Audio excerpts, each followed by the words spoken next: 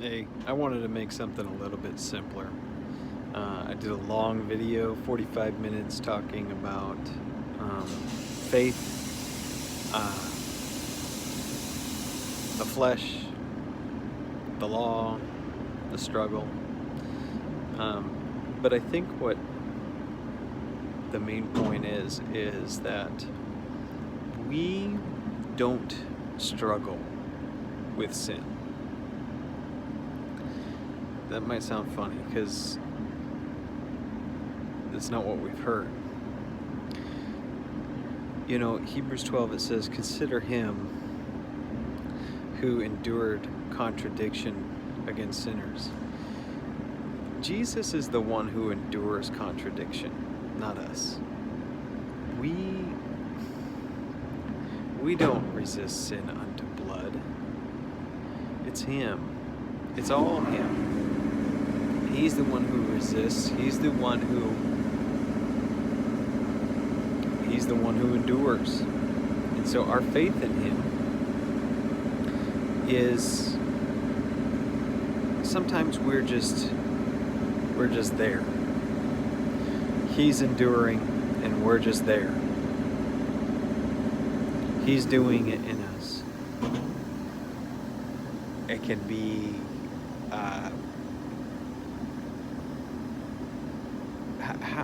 well, let me just say this. How would we struggle against sin?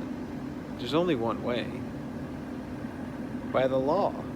How else are you going to struggle against sin except for telling yourself not to do it?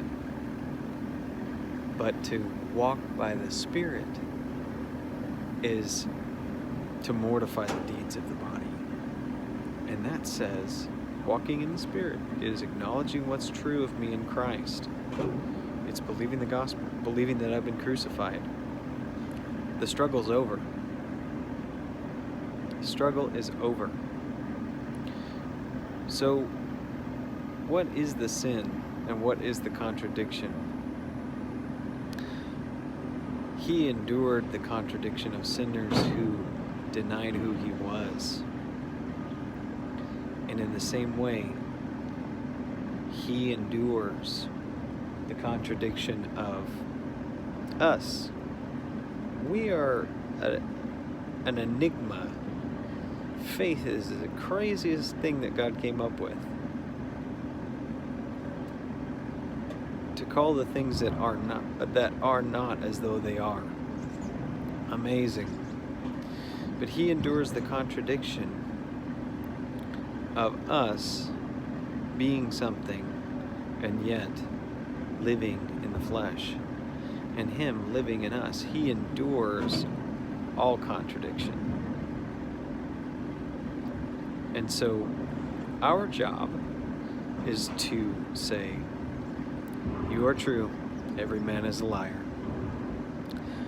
It doesn't matter if it contradicts everything that I see and everything that I do and the way that I struggle and try and struggle against my sin, which actually ends up leading me into the law and trying to perform and trying to, and I end up worse than I was. He endures the contradiction. He is the one who lives. He lives by faith, and he lives in us. He's the one doing the living. And so no matter what we contradict, no matter what we do, he endures it. He endures in us. He's faithful. He's faithful. He's already put up with so much with sinners. He is going to put up with sons in discipline. And what he's disciplining us away from is going back to the law and going back to some other way to satisfy our conscience other than his blood and his life which is in us. His blood that has paid for my sins and his life which he promises to live in me. So even though I get caught up in performance, He just is. He is. He is who he is. So is Jesus rebuking us because of our sin? I don't think so. Not necessarily. Is he rebuking us for being a contradiction? No, I don't think so either. He calls those things that are not as though they are. He is well aware that what we see and what we experience is not evidence of what he says is true. And that the devil is always accusing and always saying lies about what is true and trying to contradict Jesus. Jesus lives in me. Yet when I get caught up in something, some situation, and get accused and all these different things, and now my conscience condemns me, he tries to blow the contradiction out of proportion and bring me back to performance to deny the facts that God tells me are true of me in Christ, and say that, well, you don't look very dead to sin to me, and you don't look very alive in Christ to me, because you can't fix that, and that thing hasn't went away. He's contradicting what God says is true. So let him be a liar, and let God be true. Let every man be a liar, and let God be true. I think that this is the rebuke. It is when we harden our hearts and we get upset because of the contradiction, and we don't just rest in the fact that despite the contradiction, Jesus endures. His faith, even in the most pitiful, ridiculous situations, comes as a well springing up of living water and of life. And he does it. And sometimes he will bring water out of the desert, out of the rock in the desert, when we are so pruned back and just feel damaged, and his life comes out. And the faith of the Son of God becomes and it's real. And we know it's him. And yet there's still a contradiction, because that shouldn't exist in the desert. I've been struggling with this, and I failed, and I blew up and got mad, and this was something that I keep seeing this issue, and it's hard. And yet the life of the Son of God is still in me, producing joy and peace, and and I'm still getting accused because I did something and something's still wrong. He endures the contradiction.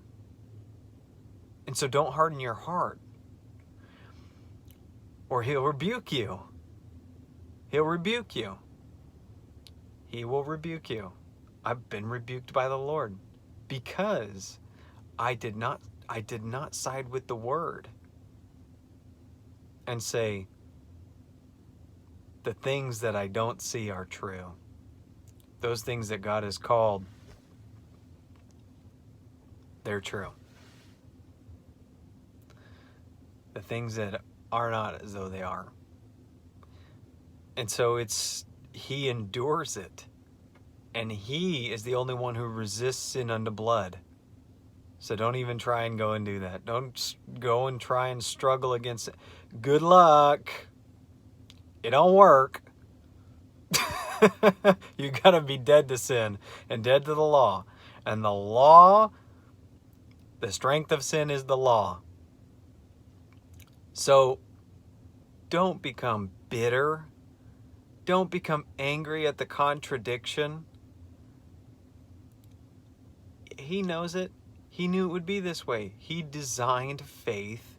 He had it in mind. He's the author.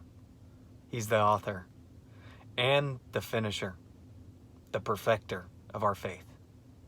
And so he's well aware of the contradiction, and he loves us as sons, and he will rebuke us when we get mixed up into performance and we start to get mad and bitter about our performance. Jesus, where are you? I'm trying.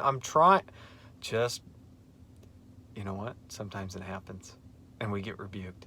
But he brings us back to rest and enjoy a deeper drink of rest, knowing that, wow, no matter what I do, the faith of the Son of God and his life, it really is in me, because I would have collapsed and just imploded by now.